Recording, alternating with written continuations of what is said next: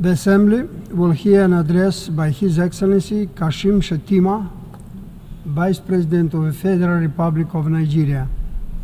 I request protocol to escort His Excellency and invite him to address the Assembly.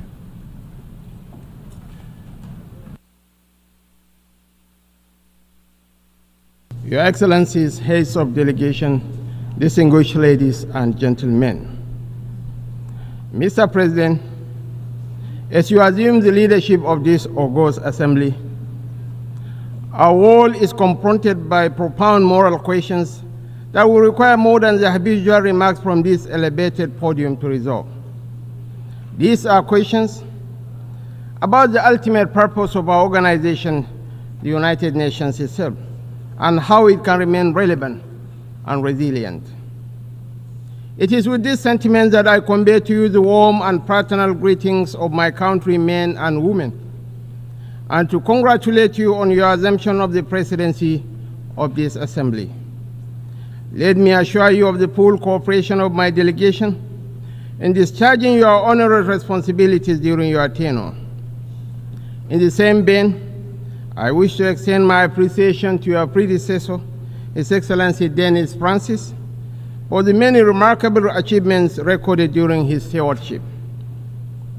It gives me particular pleasure to commend His Excellency Antonio Guterres, the Secretary General of the United Nations, for his commitment to the cause of peace and development and the democratization of the United Nations to reflect the need to correct the historic injustice that has been done to Africa. I am also delighted to note the steadfast support given to the Secretary General by our own sister and compatriot, Amina Mohammed, Deputy Secretary General, while sharing the burden of leadership and responsibility in leading a complex organization like the United Nations. Mr. President, the theme of this year's General Assembly leaves us in no doubt that there is still work to be done to bridge the gap between the aspirations and the realities confronting our world today.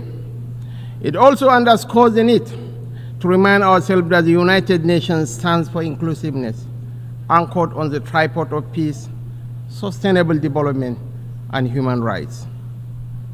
Today, these pillars of our organization are threatened. They risk being broken by the relentless pursuit of individual national priorities rather than the collective needs of the nations that are assembled here today. While commitment to multilateralism offers us the surest guarantee of global action to address the existential challenges we face, singularity and nationalism are undermining the aspirations towards a peaceful and collective resolution of such challenges. From last year's summit, and indeed from previous years, we have carried over the numerous challenges of terrorism, armed conflict, inequality, poverty, racial discrimination, human rights abuses, food crisis, hunger, irregular migration, piracy, global pandemics, hyperinflation, nuclear proliferation, grinding debt burden, climate change, and a host of other vexations. The continued manifestations of these challenges testifies to our failings rather than to any lofty achievements on our part. Billions of dollars are being committed to the prosecution of wars and the planning of the embers of conflict. Yet, we always recoil from bringing out the resources we need to build peace and to deliver life's necessities to people. The question of governance is at the heart of our problems and also the solution to them.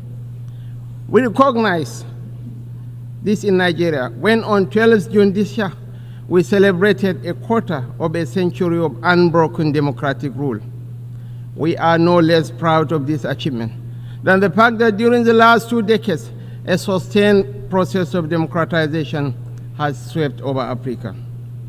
However, the return of unconstitutional changes of government and forceful military takeovers in some countries of the Sahel underscore the fragility of democracy when it is not backed by economic development and sustained peace and security.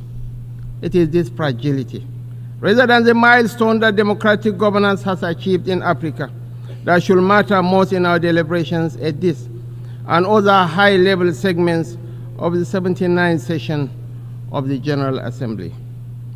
While we abhor all possible changes of government, we can also recognize the impatience in cities and villages as the sometimes slow and grinding turn of the wheel of democracy. Our people need employment. They need decent livelihoods. They desire good and affordable education and health care for their children and families. They need to live in healthy, safe, and secure environments. They need hope, and they need opportunity. They desire to live in peace and tranquility, to pursue whatever gives them happiness and contentment. When governments fail to deliver, the people are bound to question the utility of democracy and other ideals like rule of law. The global debt burden undermines the capacity of countries and governments to meet the needs of their citizens. Creeping trade barriers and protectionist policies are destroying the hopes for prosperity of peoples and nations. Unbridled competition, rather than cooperation, is discouraging incentives driving away investment. Above all, insecurity is driving people into unprecedented hardship and misery that in turn affect the people's confidence in democracy. It is the duty of the international community to bring back confidence in democratic rule and constitutional order by paying more attention to the needs and aspirations of the people, rather than paying lip service to human rights, sustainable development, and peace. We need the sustenance of democracy, not just the form. We cannot build durable societies with the threats of terrorism, banditry, and insurgency growing in our countries and regions. Indeed, violent extremism remains an existential threat to both national and international peace, security, and development. We are making concerted efforts to contain and roll back this threat. The high-level African counter-terrorism meeting hosted by Nigeria in April 2024 and its outcome, the Abuja Declaration, promises to provide solutions to the challenges presented by terrorists and insurgents. Your Excellencies, distinguished ladies and gentlemen, climate change is a driver of insecurity, which also poses a veritable challenge to sustainable development. A few weeks ago, large areas of my country were inundated by seasonal flood waters, including one of our largest cities, Maiduguri, in the northeast. Other parts of Nigeria also experienced similar tragedies, occasioning the loss of lives and property. We need not remind ourselves to remain faithful to the implementation of the commitments that we all gave voluntarily at the various COP meetings.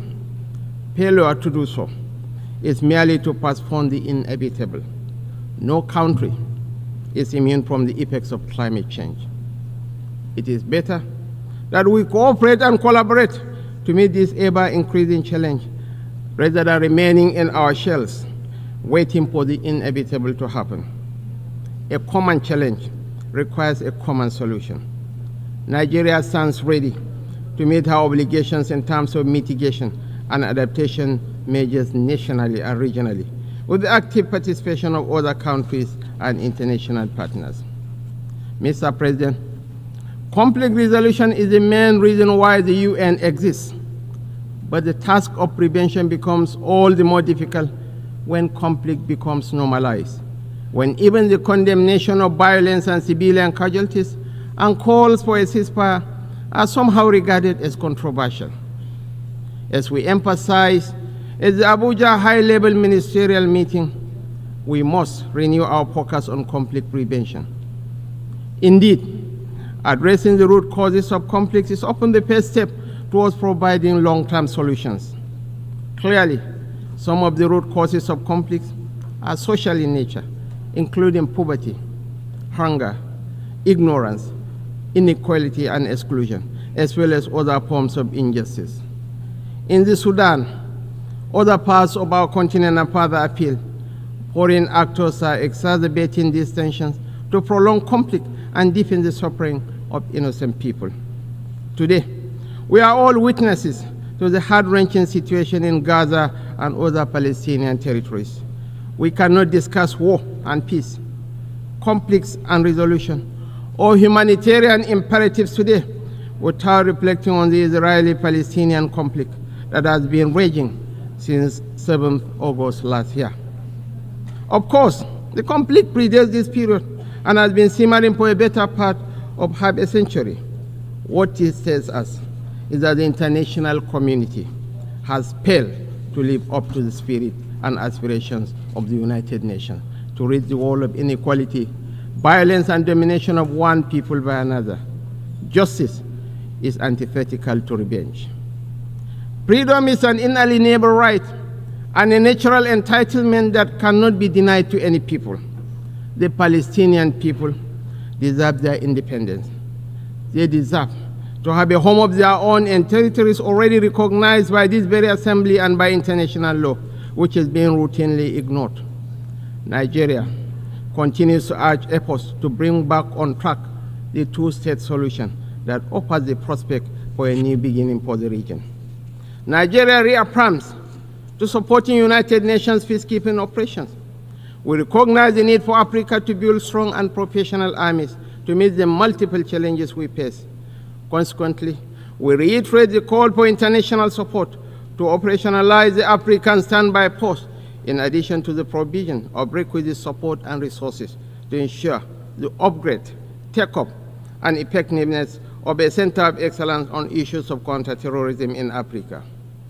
Mr. President, reform of the Security Council is critical if the UN is to strengthen its relevance and credibility in our rapidly changing world.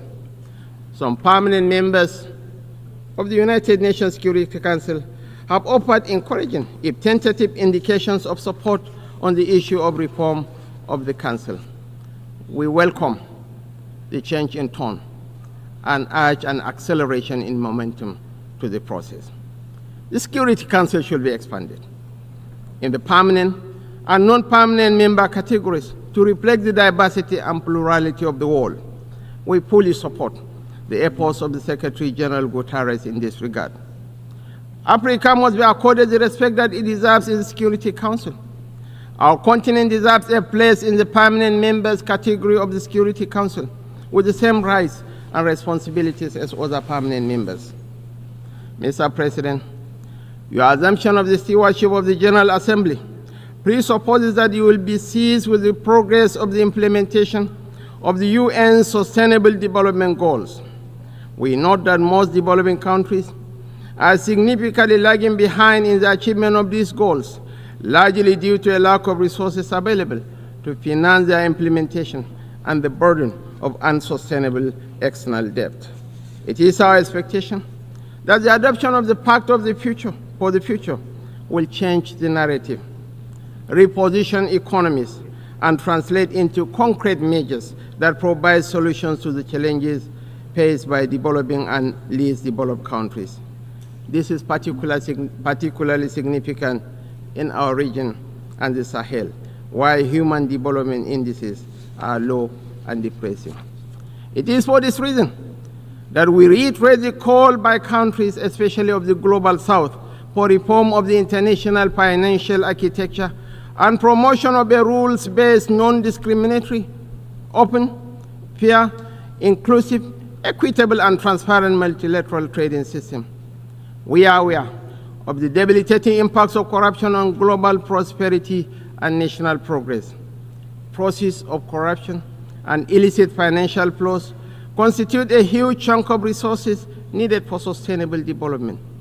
The recovery and return of such funds to states of origin is a fundamental principle of the United Nations Convention Against Corruption.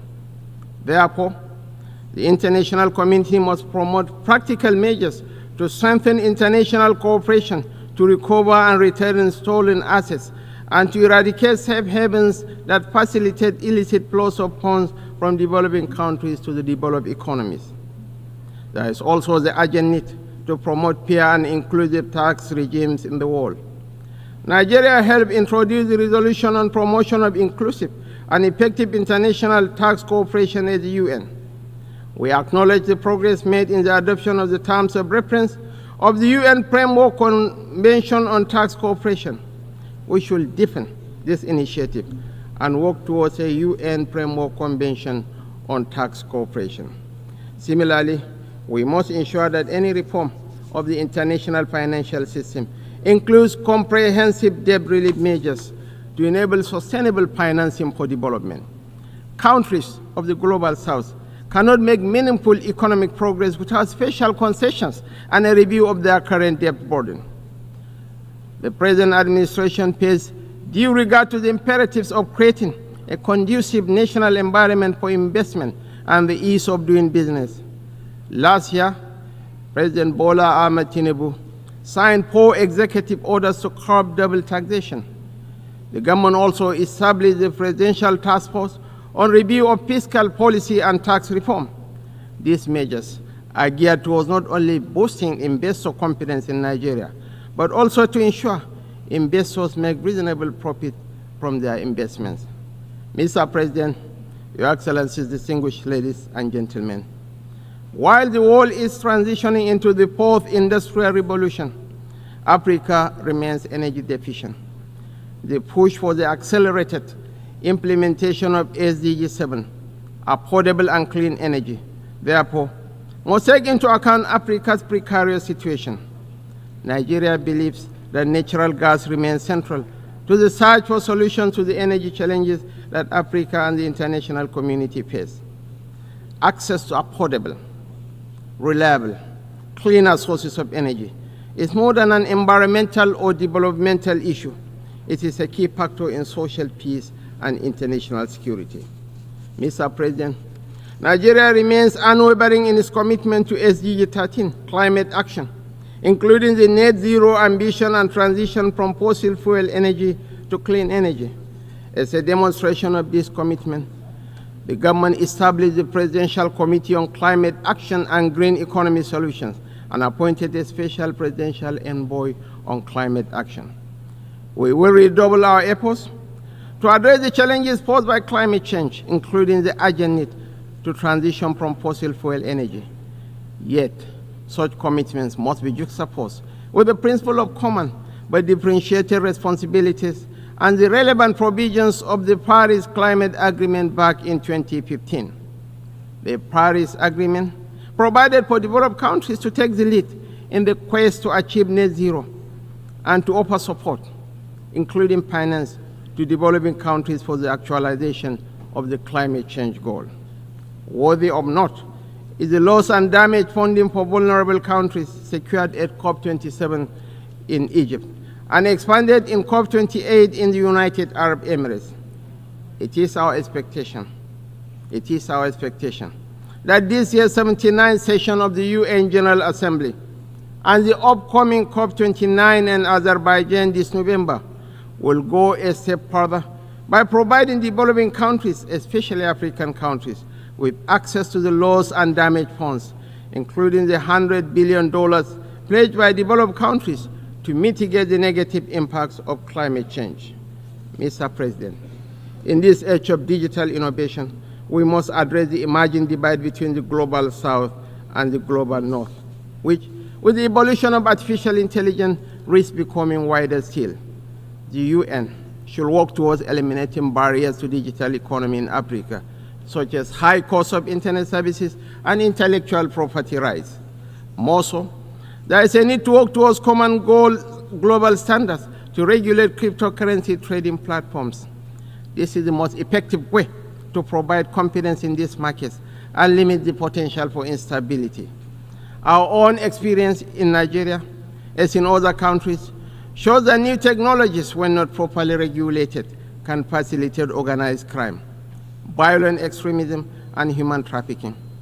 In our own case, the trading of cryptocurrency helped fuel speculation and undermine macroeconomic reforms. Separately, we have also witnessed in rich and poor countries alike the corrosive impact of unfiltered hate speech and fake news across social media. There is much more that we could and should do together to strengthen those guardrails that will help release the most progressive elements of the new technologies shaping our world and curb those more destructive tendencies. Mr. President, we are particularly mindful of the imperatives of achieving the advancement of youth and women as a factor in national development, peace and security.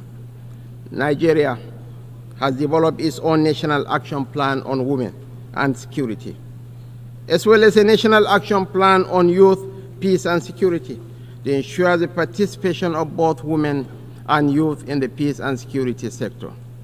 The summit of the future cannot be deemed successful without setting clear, ambitious, and achievable developmental goals to address the various challenges facing our youth.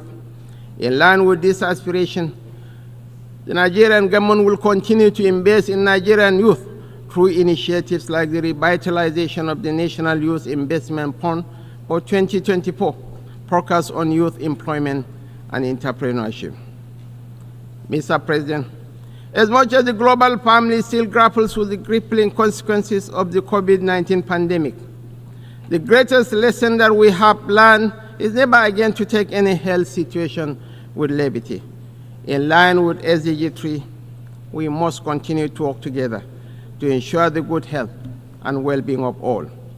There is no disease that should be relegated to the background due to some perceived classification of their seriousness or importance. Mr. President, migration is a complex and polarizing issue that impacts on rich and poor countries alike. Nigeria is a country of origin, transit, and destination. We are a major stakeholder in the global migration dynamic and understand the challenges and benefits it brings. Accordingly, I wish to reiterate our support for the Global Compact for Safe, Orderly, and Regular Migration, GCM. The GCM, which all of us should continue to support, represents our collective efforts at providing major safeguards for the treatment of migrants. Mr. President, I will conclude by reaffirming Nigeria's steadfast commitment to the deepening of multilateralism. Just as we did 65 years ago on this podium when we joined the United Nations as the 99th member state, we remain committed to that desire to remain friendly with all nations and participate actively in the works of the United Nations, as expressed by our founding Prime Minister, Sir Abubakar Tafawa Balewa.